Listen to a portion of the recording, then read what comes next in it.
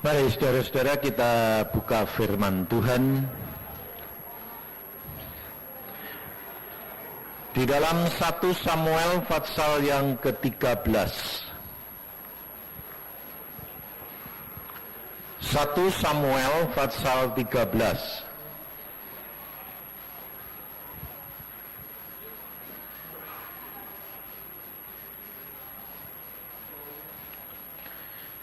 Kita dalam saat-saat seperti sekarang ini, saudara, kita harus benar-benar belajar dan menyiapkan diri kita apa yang Tuhan mau supaya kita lakukan, supaya pada waktunya kita didapati benar di hadapan hadirat Tuhan. Di dalam 1 Samuel pasal yang ke-13, kita belajar dari dua hal, dari pengalaman Saul dan Yonatan. Kita lihat di dalam ayat yang kelima mulai, adapun orang Filistin telah berkumpul untuk berperang melawan orang Israel. Dengan 3.000 kereta, 6.000 orang pasukan berkuda, dan pasukan berjalan kaki sebanyak pasir di tepi laut. Mereka bergerak maju dan berkemah di Mikmas di sebelah timur Bet Awen.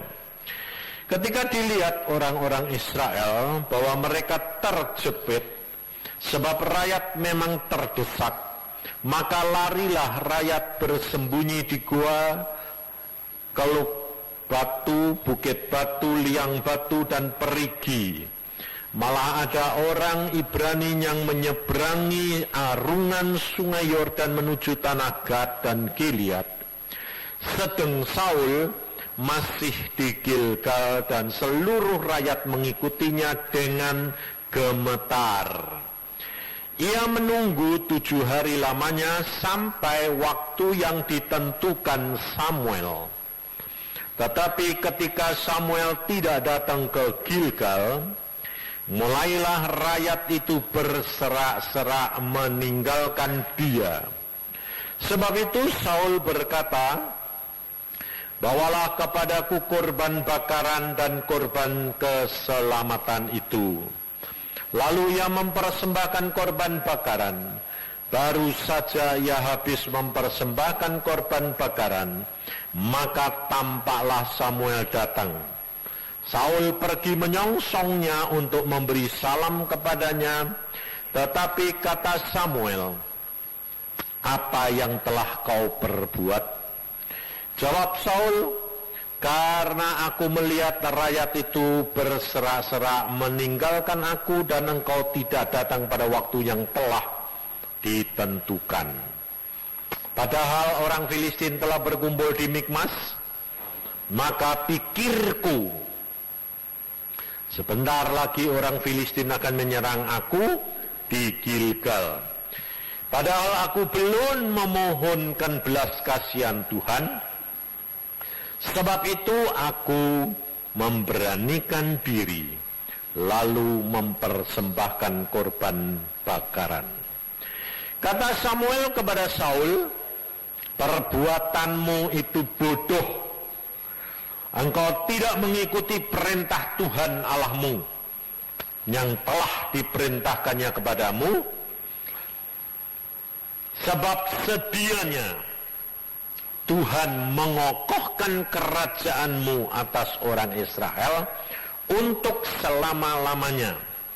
Tetapi sekarang kerajaanmu tidak akan tetap. Tuhan telah memilih seorang yang berkenan di hatinya, dan Tuhan telah menunjuk dia menjadi raja atas umatnya.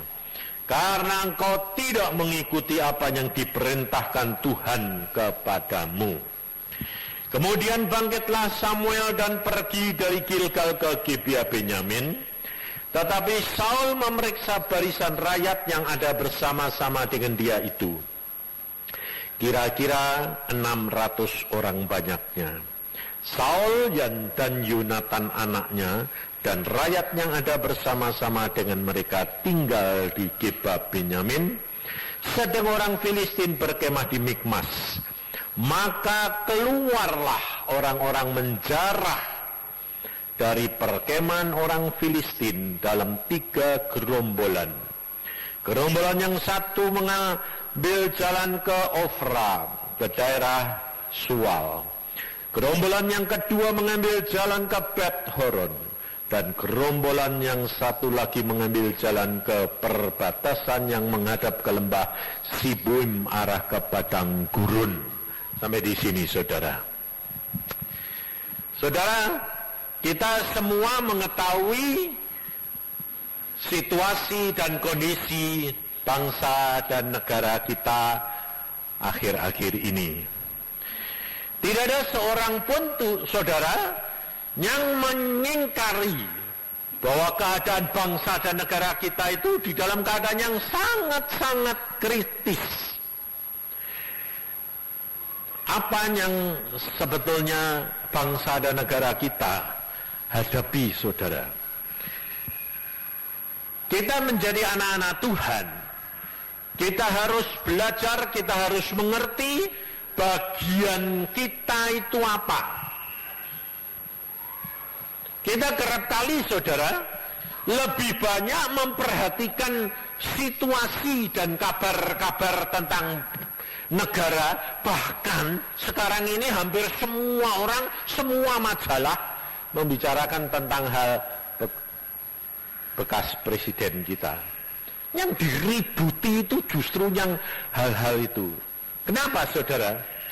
Karena hal itu untuk memancing saudara dan saya menjadi anak-anak Tuhan untuk keluar daripada jalur yang Tuhan kehendaki.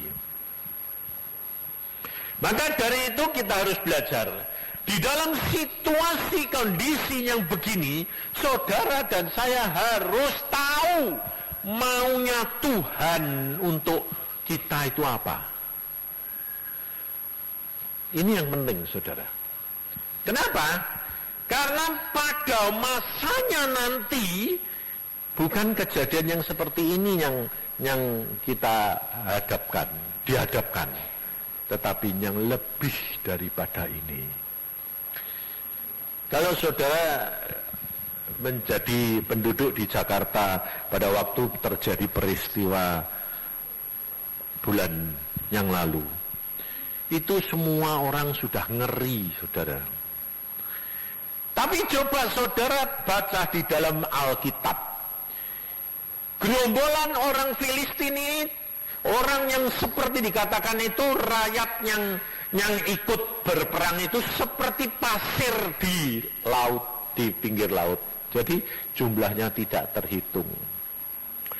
Dan mereka membagi 3 bagian gerombolan untuk menjarah. Nah, sebetulnya peristiwa-peristiwa yang terjadi, yang kita alami itu semua ada di Alkitab enggak? Ada tak? Sudah tertulis, saudara.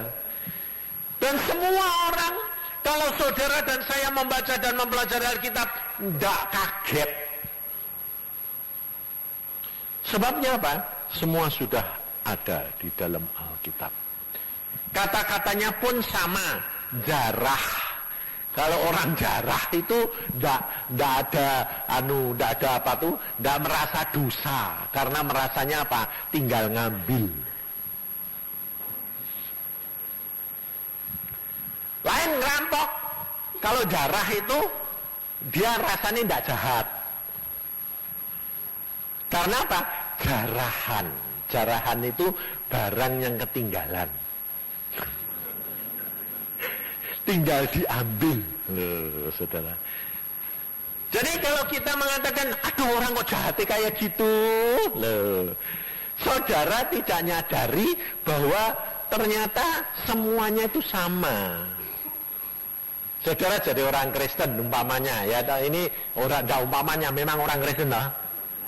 Nah, tapi kira-kira kalau saudara dalam keadaan kekurangan atau keadaan yang pas nggak punya duit, cari kerjaan tidak ada, lalu ada orang jalan dompetnya jatuh, saudara diem aja atau saudara ayo kita butuh, kok ada barang jatuh. Anggapannya berkat Tuhan atau... Loh, ini kejadian sungguh loh saudara. Saya pernah didatangi seorang anak Tuhan. Dia bilang, Pak, saya ngalami hal mujizat loh Pak. Mujizat apa? Saya pas gak punya duit, saya pas teriak sama Tuhan, persis di depan saya itu ada orang jalan, dompetnya jatuh Pak. Nah, terus ya saya diemin. Kok dia enggak tahu ya, dia pikir saya ambil Pak. Saudara, ini jarah enggak? Hah? Ini jarah enggak? Jarah. Oh, bukan barang. Tapi sebetulnya saudara, kita itu tidak menyadari bahwa kita itu kerap kali, meskipun perbuatan kita itu tidak nyata-nyata, tapi hati kita sebetulnya sama dengan mereka. Maka dari itu saudara, kita harus belajar. Mengapa sampai bangsa Israel itu dijarah? Mengapa kalau kita sampai kena jarah? Pasti ada sesuatu yang Tuhan mau ajarkan kepada kita. Saudara dan saya percaya enggak bahwa Tuhan itu merencanakan yang terbaik? Amin. Tapi yang jahat dari siapa? Ayo. Yang jahat dari siapa? Pasti kalau jahat itu setan. Baca Alkitab.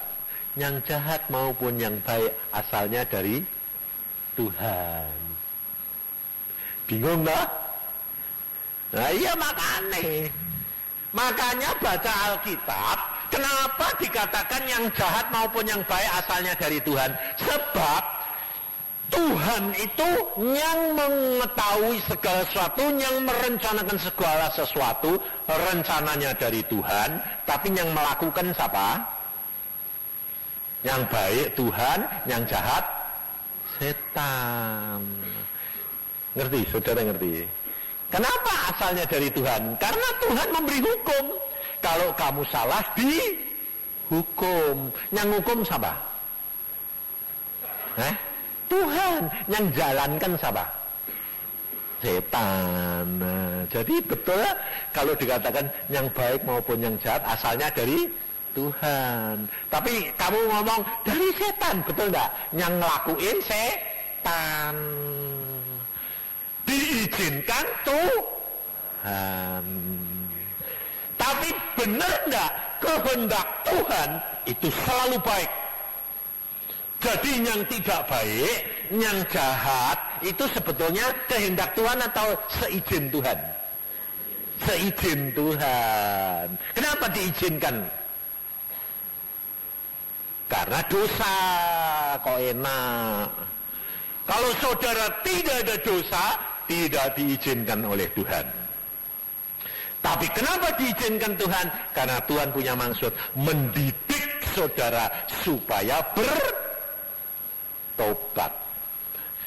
Kenapa bangsa Israel dituntun dari tanah Mesir ke Kanaan? Diberikan kehausan dan kelaparan. Diberikan pencobaan-pencobaan. Mengapa? Alkitab berkata, supaya bangsa Israel takut akan Tuhan.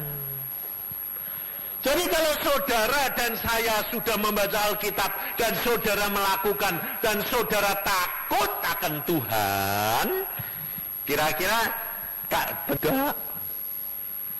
Yang diberikan bukan pencobaan, tapi ujian. Beda saudara, ujian sama pencobaan. Kalau pencobaan itu 90% kamu jatuh. Kalau ujian itu 90% kamu lulus. Nah itu bedanya saudara. Karena apa? Karena Tuhan itu Tuhan yang luar biasa. Maka dari itu belajar Alkitab. Saudara tidak akan bingung. Saudara tidak akan panik.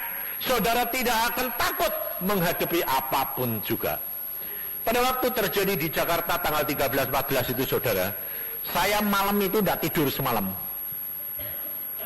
Bukan karena saya takut, bukan karena saya bingung, tapi karena saya ditelepon semalam suntuh. Baru jam 1 Tuhan sudah bangunkan, untung saya tidur jam 9. Jam 1 Tuhan bilang bangun sembahyang. Baru sembahyang 5 menit, kering. Saya bilang jam 1 kok ada bel. Saya angkat, Pak, tolong Pak. Kenapa? Aku gemeteran Pak. Kenapa? Ini masa di depan Pak. Loh, lah terus ada apa? Mak ini mau dijarah sama dirampok sama dibakar. Terus saya tanya, lu kamunya anak Tuhan enggak? Iya Pak, tapi bingung Pak.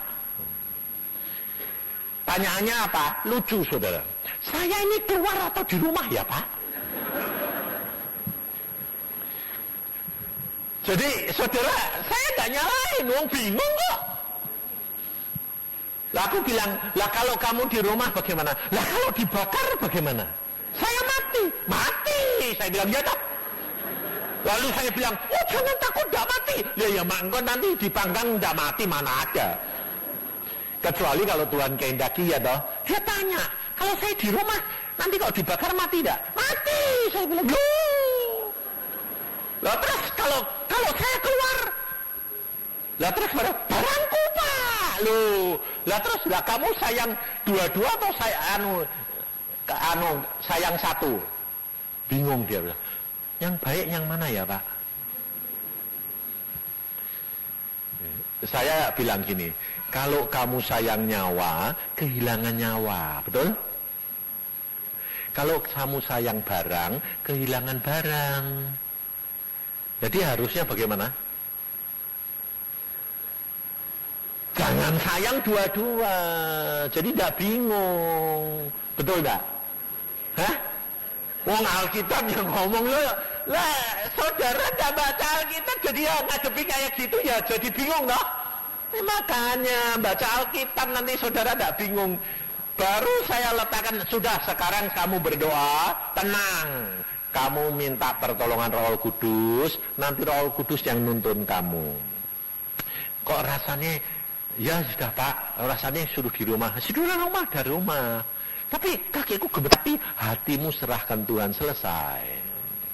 Ya dah. Baru saya letakkan kering lagi. Terus saudara, sampai pagi. Sampai istri saya bilang, untung kamu tadi tidur jam 9. Maka dari itu saudara, kapan kita tahu pengenalan kita akan Tuhan itu benar-benar dan baik? Kalau ada masalah. Betul enggak? Kalau tidak ada masalah, kamu kelihatan imanmu itu gede atau kecil? Tidak kelihatan saudara. Karena apa? Tidak ada masalah. Tapi kalau sudah ada masalah yang mepet gitu, baru kelihatan kamu ini punya iman apa? Pengenalanmu akan Tuhan itu seberapa? Sebetulnya tidak usah panik saudara. Lalu yang lain bilang gini, betul Pak, saya dengar khotbah kamu. Kalau tidak ngalami sendiri, saya dulu dengar khotbah kamu, tidak ngalamin lah. Sekarang Pak, ternyata ngalaminnya kok susah ya Pak. Sebabnya apa? Bingung Pak. Nah, saya bilang, jangan bingung. Aku dulu mau dibunuh 2 kali zaman G30S sama di Irian ya, tidak bingung kok saya bilang. Kenapa? Karena saya tahu Tuhanku yang berkuasa atas diri saya. Sebab bagi Tuhan itu tidak ada barang yang mustahil, saudara. Karena Dia berkuasa atas diri hidup kita. Maka dari itu kenali, kenapa saya itu tidak takut, kenapa saya tidak khawatir. Sebab saya dapat penglihatan, dulu saya takut sekali saudara. Tapi satu saat saya menghadapi pencobaan, menghadapi tantangan, Tuhan memberikan penglihatan. Ternyata saya dipanain sama panah api itu. Saya menghindar sana, menghindar sini. Tuhan bilang, kamu tenang, tidak usah menghindar, tidak akan kena kamu. Ternyata betul, setengah meter dari saya jatuh, setengah meter jatuh, jadi tidak kena. Waktu mata saya dibuka, ternyata saya dikasih kurungan dari gelas yang tidak kelihatan, itu kuasa Tuhan yang meliputi saya. Jadi tidak bakal kena, tidak ada orang boleh jamah kalau engkau beserta dengan Tuhan. Tapi kalau kurunganmu sobek, kena. Kenapa? Karena kurungan ini tidak bisa ditembus dari luar, tapi dari dalam bisa dibuka. Makanya kalau saudara itu kenal Tuhan dan mengalami hal-hal yang pribadi dengan Tuhan, saudara tidak akan khawatir, takut dan bimbang. Kenapa? Tuhan sudah memelihara kita. Karena janji Tuhan itu luar biasa. Maka dari itu kita belajar pengalaman Saul. Saul disuruh nunggu 7 hari. Pada waktu dia melihat kenyataan tentaranya pada lari, dia lihat tentara Filistin begitu banyak, di mana tentaranya semua ketakutan dan meninggalkan dia. Saat seperti itu, kelihatannya baik. Dia mengambil korban untuk dipersembahkan. Dia berkata apa tadi? Karena aku belum meminta belas kasihan Tuhan, dan orang Filistin sebentar lagi akan menyerang aku. Lihat saudara, kelihatannya baik, kelihatannya benar, tapi belum tentu di hadapan Tuhan. Dan ternyata Samuel datang berkata, apa yang kamu lakukan? Perbuatanmu ini bodoh. Sama saudara, keadaan-keadaan sekarang yang kita hadapi. Pada waktu kejadian di Jakarta, banyak orang Kristen yang lari, saudara. Lari kemana? Hah? Ke luar negeri. Kalau lari ke sini itu, mas, gak apa-apa, larinya keluar. Lari keluar, ternyata di tengah jalan malah dirampok. Mobilnya dibakar, orangnya dirampok di perbatasan antara airport. Habis ludes lagi. Pada waktu itu di airport itu mobil-mobil itu dijual murah. Orangnya mau lari, pokoknya $1.000 bayar. Mobil banyak, murah-murah. Nah, tapi yang punya dolar di sana siapa? Wong pergi sana saja dirampok habis. Saudara, maka dari itu saudara, kamu mau lari kemana? Kelihatannya baik, tapi di hadapan Tuhan enggak. Kecuali kalau memang saudara sudah disuruh Tuhan, itu lain.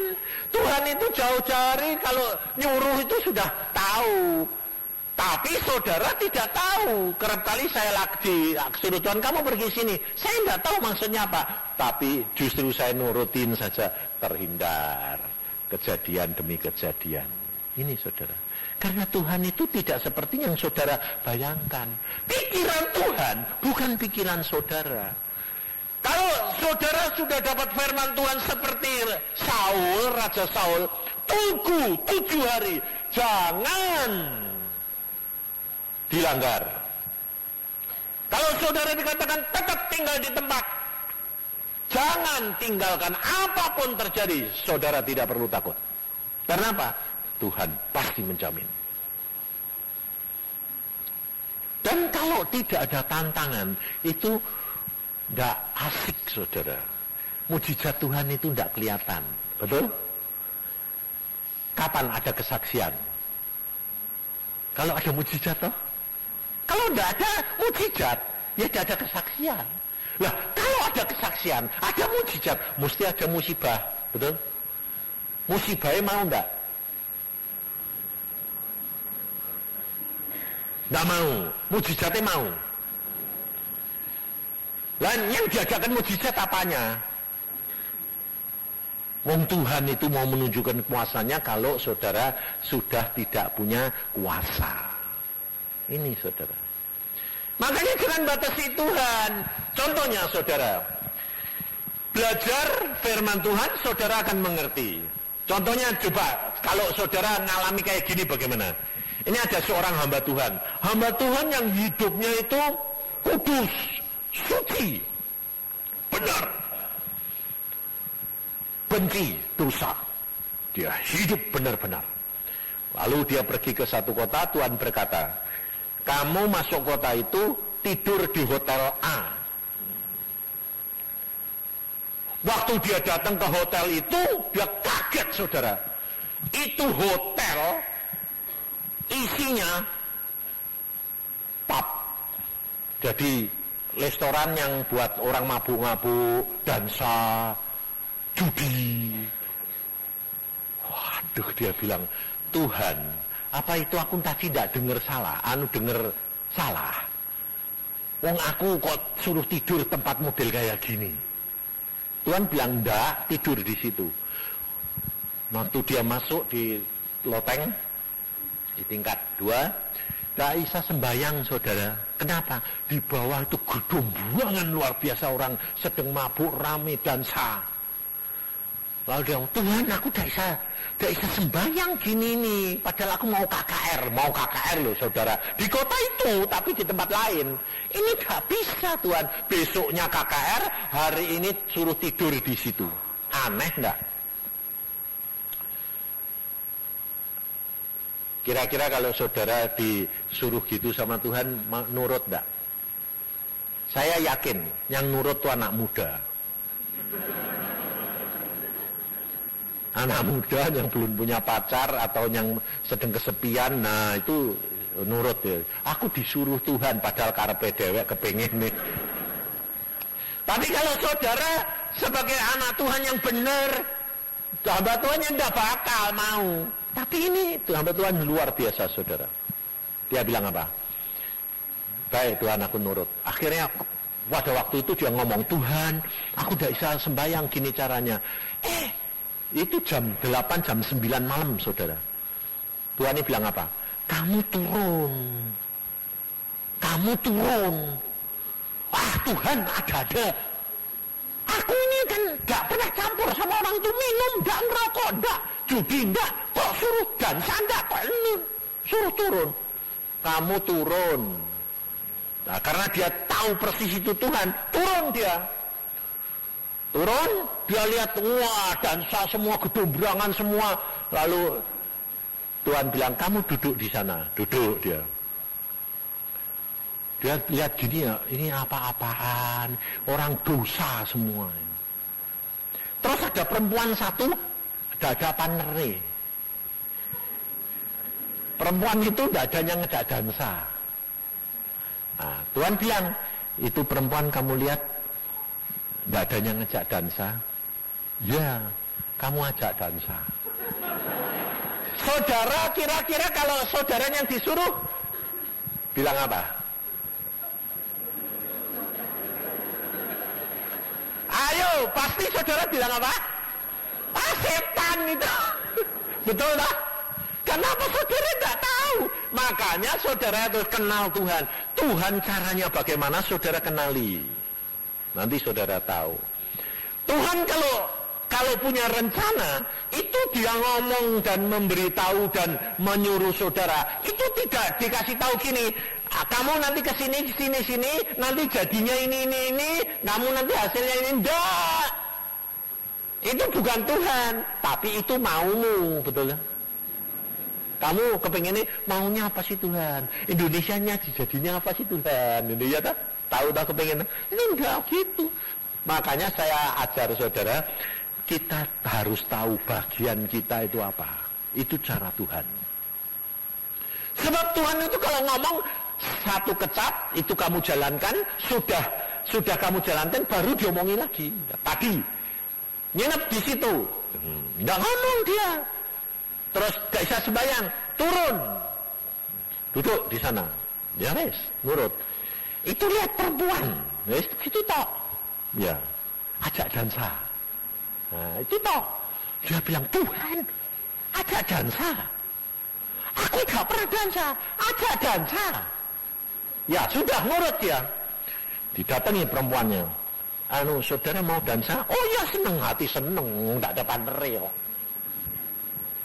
Waktu sudah diajak ke tengah loh saudara, Tuhan bilang diajak ke tengah. Jadi tidak di pinggir, tengah persis. Nah, terus perempuan ini mau didansa, dia bilang, Tuhan, aku ini tidak pernah megang perempuan gini nih, dah. Itu lihat dansanya kan ngepet gitu. Lalu bilang, Tuhan, ini bebas, ini kan dosa. Tuhan bilang, aja dansa, ya. Tapi dia lalu waktu sudah di tengah-tengah, Tuhan ngomongnya apa saudara? Apa kebiasaan kamu? Lucu toh? Sudah disuruh kau ngajak dansa, terus di situ tanyain, apa kebiasaan kamu? Dia bilang, aku biasanya setiap melakukan apa-apa sembahyang dulu. Nah iya, sekarang sembahyang dulu. Bayangin. Jadi perempuannya ini dia bilang, maaf ya, aku ini punya kebiasaan. Kalau mau melakukan apa-apa, mesti sembahyang dulu. Bayangin saudara. Jadi perempuannya ini kan bengong, kaget. Ini orang sinte, ada orang suci kesasar di tengah neraka. Lalu dia bilang, oh ya silakan sembahyang. Maaf ya, saya kalau sembahyang itu tidak bisa berdiri, tidak bisa melek, mesti tutup mata dan berlutut. Bayangin saudara. Jadi di tengah dansa dia lutut, perempuannya nungguin. Karena dia tahu bahwa perbuatan ini dosa dan dia tidak pernah melakukan, sembayangnya ngotot atau sebentar. Ngotot kayak kamu toh. Kalau menghadapi masalah yang kamu tidak seneng, sembayang semua. Kalau yang seneng, cepat. Terima kasih Tuhan. Amin. Betul lah. Jadi kalau ada makanan enak, sembayangnya lama, cepat-cepat. Ya? Cepat toh. Makanannya juga ayah, makanan gitu. Makanannya sembayangnya. Nah, ini orang saudara hamba Tuhan ini karena dia takut nanti suruh dansa sungguhan, sembayangnya ngotot. Saudara tahu, seperempat jam dia sembayang, dia dengar perempuan ini yang pertama gedebuk, dia melek sedikit, kok jatuh. Dia jatuh berarti dia tidak usah dansa sama orang itu toh. Jadi sembayang terus ya. Waduh, Tuhan, maksudmu apa? Sebentar lagi gedebuk. Seluruh ruangan semua tumbang. Pemain musiknya berhenti. Gedebuk. Yang jualan gedebuk. Setelah selesai sembahyang gitu, dia bilang, Tuhan, ini maksudmu apa? Tuhan bilang, sekarang kamu berdiri. Buka mata. Loh, gak ada semua sudah gedebuk. Lalu Tuhan bilang, sekarang kamu khotbah. Wah, lalu dikhotbah, bertobat. Oh, semua bertobat enggak? Bertobat. Tidak ada satu di hotel itu yang tidak bertobat. Lalu Tuhan berkata, kamu ngerti maksudku? Oh, jadi sebelum KKR engkau nobatkan dulu. Iya. Bab ini kasihan orang-orang dosa, tidak pernah mendengar Injil. Kalau ini kamu sudah berdoa, dia tumbang dalam roh. Tidak bisa apa-apa toh. Kamu khotbah, dengar enggak? Dengar. Kalau dia tidak jatuh, dia dengar enggak? Enggak. Kalau sama dansa kamu khotbahi, dengar enggak? Enggak. Tapi kamu berdoa, dia tumbang dikuasai roh, jatuh dulu, telinganya dengar enggak? Dengar. Kamu khotbah, dengar enggak? Dengar. Bertobat enggak? Bertobat karena lihat kuasa Tuhan. Loh, saudara. Kalau kamu dikasih tahu gini, kamu disuruh pergi ke sana, mau enggak? Tahu mau, betul lah. Makanya kalau kamu tahu disuruh begitu, tidak jadi. Kenapa? Kamu sombong. Doamu tidak sungguh-sungguh. Tapi kalau kamu tidak tahu, kamu akan berdoa sungguh-sungguh. Mengapa Tuhan biarkan semua perkara itu terjadi? Karena Tuhan mau mendidik saudara dan saya melakukan setiap firman Tuhan. Dan yang penting saudara, lihat buahnya. Jangan lihat apa yang sedang kamu hadapi. Jangan seperti Saul, tidak taat, tidak setia di dalam melakukan firman Tuhan. Jangan takut. Kalau Tuhan berkata, jangan takut. Kalau Tuhan berkata, tidak usah pergi, jangan pergi. Tidak usah khawatir. Karena Tuhan yang memelihara kamu. Ada banyak kesaksian saudara terjadi, tapi banyak penderitaan juga ada. Sama-sama anak Tuhan. Yang satu ditolongin, yang satu tidak ditolongin. Yang satu tokonya habis, yang satu tokonya tidak habis. Malah kanan kiri sudah dijarah, dibakar, dia sendiri tidak kebakaran. Padahal dia sudah berada di mana? Di bawah tempat tidur. Saking ketakutan, semua ngumpul di bawah tempat tidur sambil sembahyang. Tahu-tahu selamat. Tapi yang lari sambil berdoa, hilang romai sama hartane. Banyak saudara. Tetapi semuanya itu Tuhan punya maksud yang baik untuk mendidik kita, untuk supaya kita mengenal kebenaran Dia. Nah, di dalam masa seperti ini, apa yang harus saudara dan saya lakukan? Dalam masa-masa seperti ini, perhatikan, Tuhan pesan khusus kepada saudara dan saya. Karena saya tadi berdoa, Tuhan bilang, beritahukan kepada anak-anakku. Di dalam masa-masa ini, mereka harus banyak berdoa. Dan duduk diam di bawah kaki Tuhan. Jangan bingung, takut apa yang harus dilakukan. Jangan khawatir karena kamu ditinggalkan oleh anak buahmu maupun siapa saja. Tetapi di dalam masa-masa ini Tuhan berkata, duduk diam, takut dan khawatir. Banyak berdoa dan membaca firman-Ku. Tenang, sampai pada waktunya Tuhan nanti menggerakkan kamu. Seperti dialami oleh Yonatan, kata Tuhan. Saul berbuat salah. Akhirnya dia ditinggalkan Tuhan. Hanya orang 600 yang ikut dia. Sedang musuhnya begitu banyak. Dan akhirnya tidak berani Saul menghadapi orang Filistin. Sehingga akhirnya rakyat bicara. Yonatan yang punya pedang hanya 2 orang. Saul dan Yonatan. Saudara, kenapa Saul masih punya pedang? Biar aja. Meskipun sudah ditinggalkan Tuhan. Tapi Yonatan, salah satu pembantu dari Saul, anak Saul sendiri, dia masih mempunyai pedang. Dan apa yang dilakukan Yonatan, ini saudara dan saya harus lakukan. Yaitu apa? Di dalam saat dia tenang, dia menunggu waktunya Tuhan. Dia tetap memegang pedangnya. Saudara dan saya punya pedang firman Tuhan. Di dalam segala perkara saudara tetap tenang. Saudara punya pedang roh firman Tuhan. Saudara tidak hidup di dalam daging saja, tapi saudara hidup di dalam daging dan di dalam roh.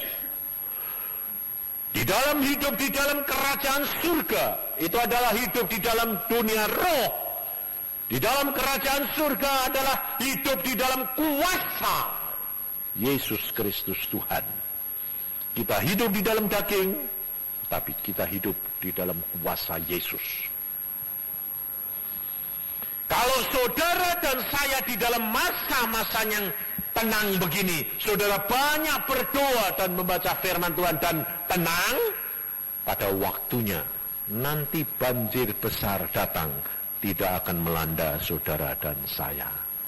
Karena pada waktunya kuasa Allah akan mengatasi semua pencobaan yang akan melanda saudara dan saya. Itu firman Tuhan berkata. Di dalam Mazmur kita lihat sebelumnya itu, Mazmur 32 ayat 6 dan ayat 7. Sebab itu hendaklah setiap orang saleh berdoa kepadamu selagi engkau dapat ditemui. Sesungguhnya pada waktu banjir besar terjadi, itu tidak melandanya.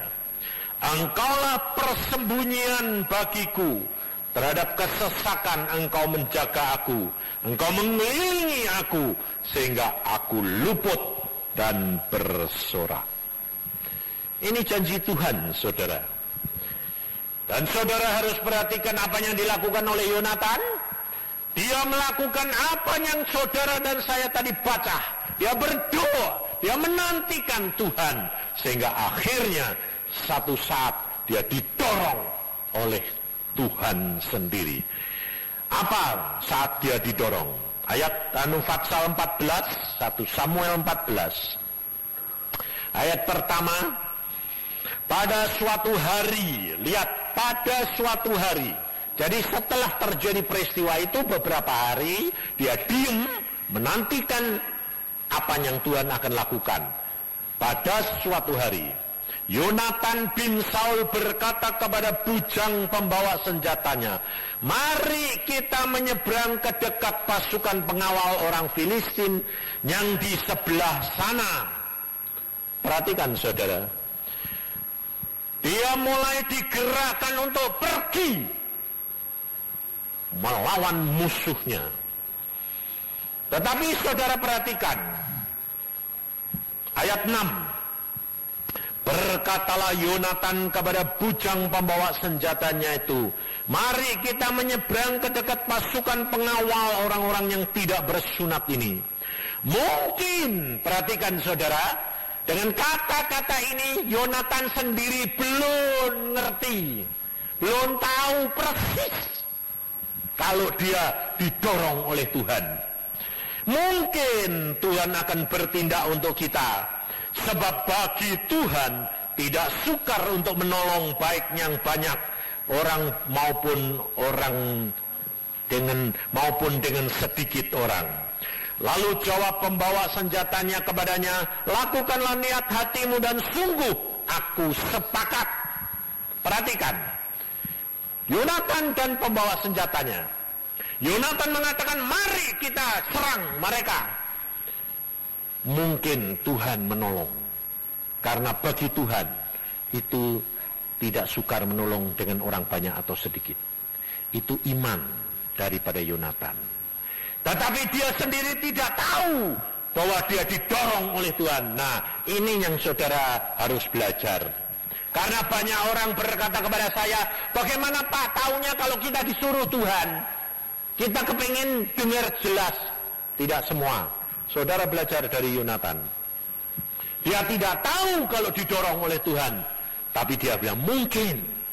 Tapi ada keberanian, ada kemampuan untuk berani menyerang. Padahal dia tahu orang Filistin begitu banyak, dia cuma 2 orang. Dia tidak memberitahu ayahnya Saul, dia tidak memberitahu orang lain, dia cuma 2 orang. Lalu apa? Dia pergi dan meminta tanda. Perhatikan di sini. Perhatikanlah ayat 8. Kata Yonatan, perhatikan. Kita menyeberang ke dekat orang-orang itu dan memperlihatkan diri kepada mereka. Apabila kata mereka kepada kita begini, berhentilah sampai kami datang kepadamu, maka kita tinggal berdiri di tempat kita dan tidak naik mendapatkan mereka. Tetapi apabila kata mereka begini, naiklah kemari, maka kita akan naik. Sebab kalau demikian Tuhan telah menyerahkan mereka ke dalam tangan kita, itulah tandanya bagi kita. Saudara. Jadi saudara tidak usah pakai banyak akal, karena kerap kali kita ini membaca Alkitab tahu banyak, sehingga akhirnya kita pakai akal kita nilai sendiri. Salahnya orang Kristen banyak di sini, sehingga akhirnya ragu-ragu, bimbang. Saudara, di dalam menghadapi kesulitan, kesukaran, saudara tidak perlu takut.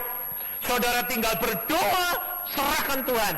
Nanti saudara akan didorong oleh Tuhan apa yang saudara akan lakukan. Kalau keadaan mepet, saudara tidak tahu apa-apa, saudara pasti dipimpin Tuhan ke tempat yang Tuhan kehendaki. Tidak usah takut, tidak usah khawatir. Itu cara Tuhan. Dan Yonatan dia meminta tanda. Kalau kita nanti naik, dia bilang naik, itu tandanya Tuhan menyerahkan. Nah, akhirnya Yonatan naik. Dia melawan orang Filistin. Apa yang di sini dikatakan?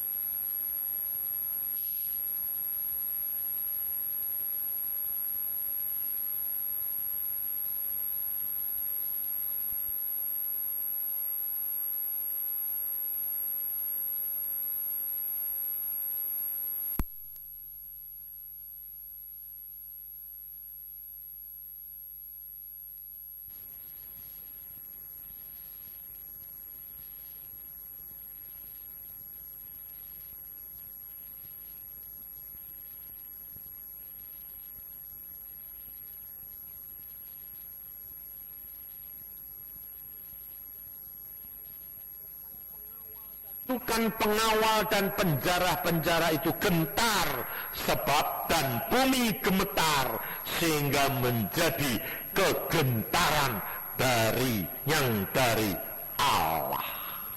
Saudara, kalau Tuhan itu mendorong, saudara tinggal bertindak. Kalau saudara sudah bertindak, Tuhan yang akan membela saudara dan saya. Tidak usah takut, tidak usah khawatir. Saudara ada di mana, itu saudara pasti bersama dengan Tuhan. Asal saudara melakukan bagianmu sebelum banjir besar itu datang. Kita kerap kali orang Kristen maunya kalau sudah banjir baru ribut. Kalau masalah sudah datang baru sembayangi ngotot. Alkitab mengajar sebelum banjir besar datang, saudara datang dulu. Saudara banyak berdoa, membaca firman, tenang, menyerahkan dalam tangan Tuhan. Nanti banjir besar, Tuhan akan meluputkan engkau dan saya. Sebab bagian kita harus lakukan. Bagian Tuhan, Tuhan pasti lakukan. Sebab Tuhan itu setia. Dia tidak mungkin tidak melakukan bagiannya. Tapi saudara dan saya harus melakukan bagian kita. Itu yang rahasianya, saudara. Kita tak perlu tahu kepingin apa yang akan terjadi. Itu urusannya Tuhan. Yang penting lakukan saja hari demi hari bersama dengan Tuhan. Ini baru permulaan, saudara. Indonesia ini ribut ini baru permulaan. Pasti akan disusul dengan hal yang lain. Banyak orang dapat pernyataan apa? Banjir darah. Saya tanya sama Tuhan, Tuhan, kenapa engkau nyatakan ini? Kalau ini anak-anak Tuhan tidak berdoa, maka Indonesia akan terjadi banjir darah. Saudara tahu? Sebetul itu. Karena setelah tanggal 14, 13, 14, sebetulnya tanggal 20, 21 itu gawat-gawatnya, saudara. 20, 21, 22 itu gawat-gawatnya. Sebetulnya itu pasti terjadi pertumpahan darah. Tapi karena anak-anak Tuhan sudah dikasih tahu dulu, dikasih tahu pertumpahan darah. Jadi sembayangi ngotot. Semua orang, apalagi orang Jakarta yang sudah ngalami kayak gitu, waduh, doa puasa, sembahyang sungguh-sungguh, terhindar, saudara. Tuhan itu baik. Nah, tapi lucunya orang Kristen, kalau sudah dikasih tahu gitu, tidak terjadi, malah ngomong gini, mana?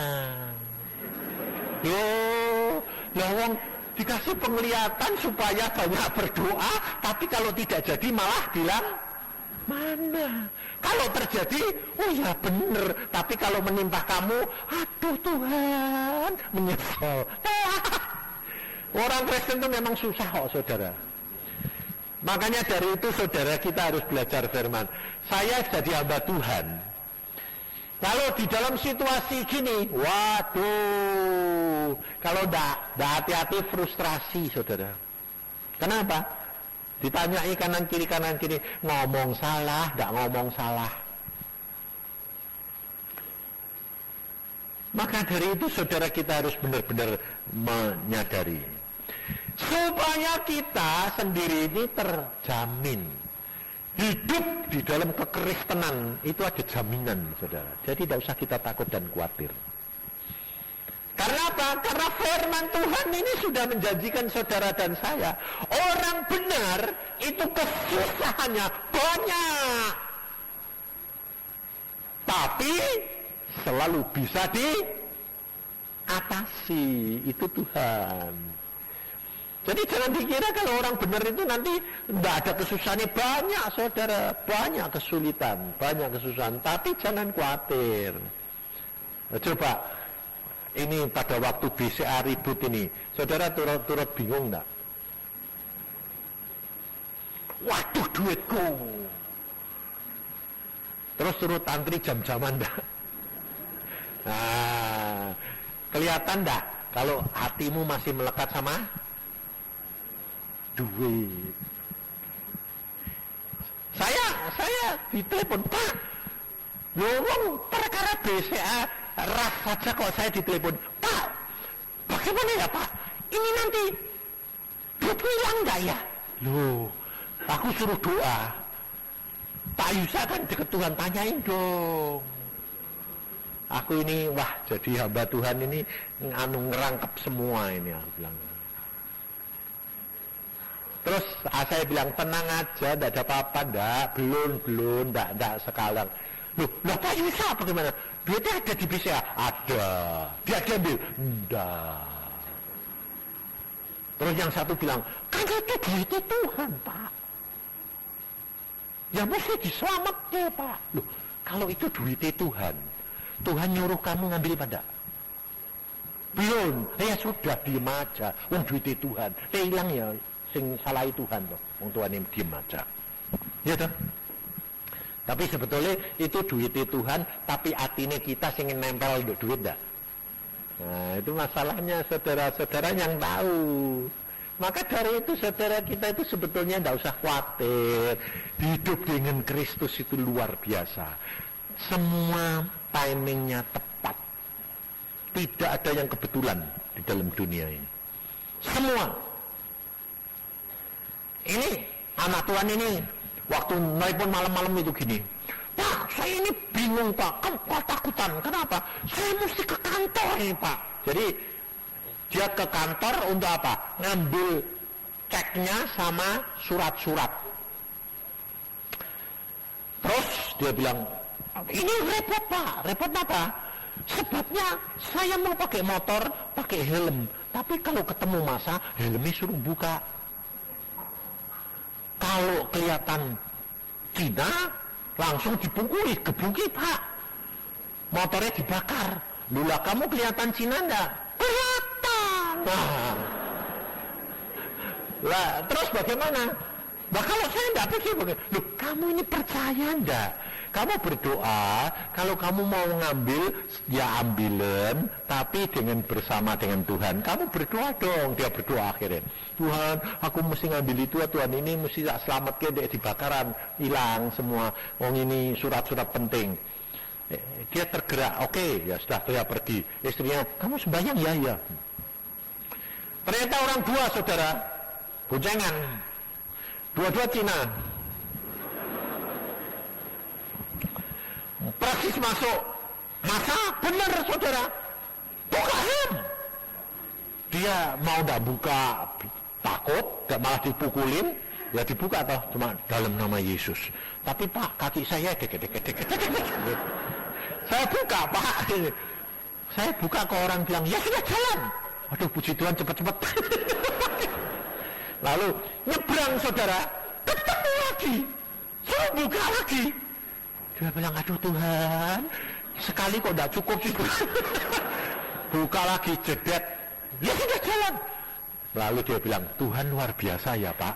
Kok lihat saya Cina kok tidak kelihatan ya Pak. Lalu dia bilang, waduh memang benar Pak, kalau ngalami itu Tuhan bisa mengubah segala perkara. Orang lihat pun bisa salah, betul?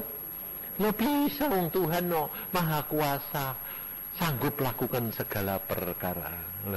Lucu-lucu saudara. Maka dari itu saudara, kalau kita ngalami sendiri, baru saudara tahu bahwa Tuhanmu itu Tuhan yang luar biasa. Gak usah takut, gak usah khawatir, tenang aja. Saya ngalami banyak saudara, ngalami, benar-benar ngalami. Karena Tuhan atur begitu rupa, karena Tuhan itu luar biasa. Jadi gak usah takut, apapun bersama Tuhan, bayar dulu harganya. Banyak baca firman Tuhan dalam saat-saat seperti ini dan berdoa, sehingga pada waktu nanti banjir besar, Tuhan berkata, tidak usah takut, tidak akan melanda kamu. Tuhan yang akan memelihara kamu. Amin. Mari kita berdoa.